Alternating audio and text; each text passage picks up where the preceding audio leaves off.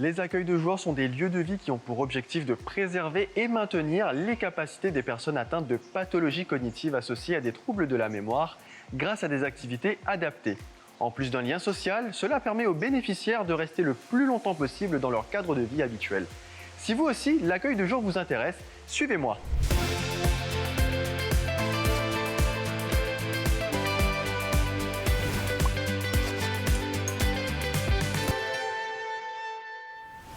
Aujourd'hui, nous partons à la rencontre des époux Morin.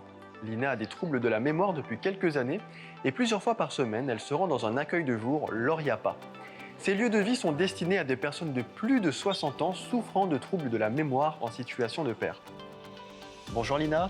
Bonjour monsieur. Alors dites-nous Lina, quelles sont les activités que vous pratiquez ici? En arrivant ici, on passe à table, notre petit goûter. On commence à travailler un petit peu quand même. Si vous voulez faire une fleur, ou bien si vous voulez faire d'autres choses, vous pouvez les faire. Et pourquoi c'est important de venir ici à l'Oriapa? Ici, ça me fait du bien, grand bien. On chante, on dit beaucoup de choses, des choses qui sont intéressantes. En tout cas, quand je la reprends le soir, tout est merveilleux, quoi. Beaucoup de gens ici que je ne connaissais pas, j'ai fait la connaissance et je suis heureuse. Très bien, merci Lina. Ah oui. Merci Monsieur Morin. De rien. Les accueils de jour adaptent leur accompagnement à chaque personne accueillie en proposant, par groupe restreint et homogène, de nombreuses activités qui s'intègrent dans le projet de vie de la personne âgée et respectent son rythme de vie. Ces activités favorisent les stimulations physiques, sensorielles et cognitives et contribuent au bien-être des visiteurs. Bonjour Jennifer. Bonjour Alexandre. Alors dites-nous, comment s'inscrire pour pouvoir bénéficier de l'accueil de jour? Pour avoir une place au sein de l'accueil de jour, il faut se rendre auprès des établissements qui proposent l'accueil de jour. Donc pour connaître les modalités et déposer un dossier. Et c'est l'établissement qui traitera de ce dossier. Donc l'accueil de jour, c'est pour un public qui souffre de maladies d'Alzheimer ou de pathologies neurodégénératives. Il faut savoir qu'il existe 6 accueils de jour sur l'île, répartis sur chaque micro-région.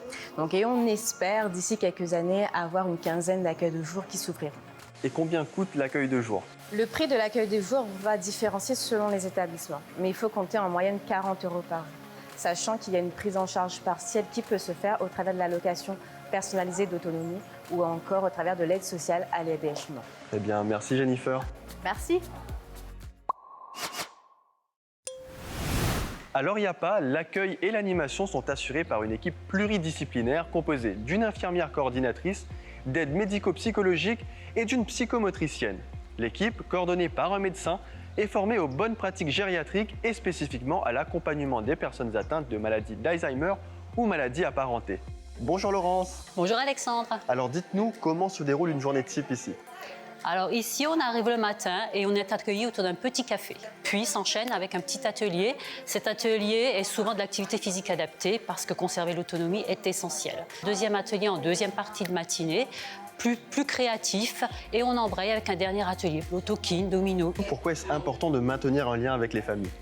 Le lien est essentiel. Une fois ce lien de confiance créé, on est entre guillemets une béquille qui fait que le maintien à domicile peut exister.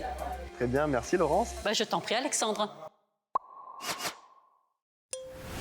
Si vous souhaitez en savoir davantage sur l'accueil de jour, n'hésitez pas. Les coordonnées s'affichent en ce moment même sur votre écran. Le département des générations, c'est déjà fini. Si vous souhaitez revoir cet épisode ainsi que les précédents, rendez-vous sur nos sites et nos réseaux sociaux. Quant à moi, je vous retrouve très vite pour un nouvel épisode. À bientôt!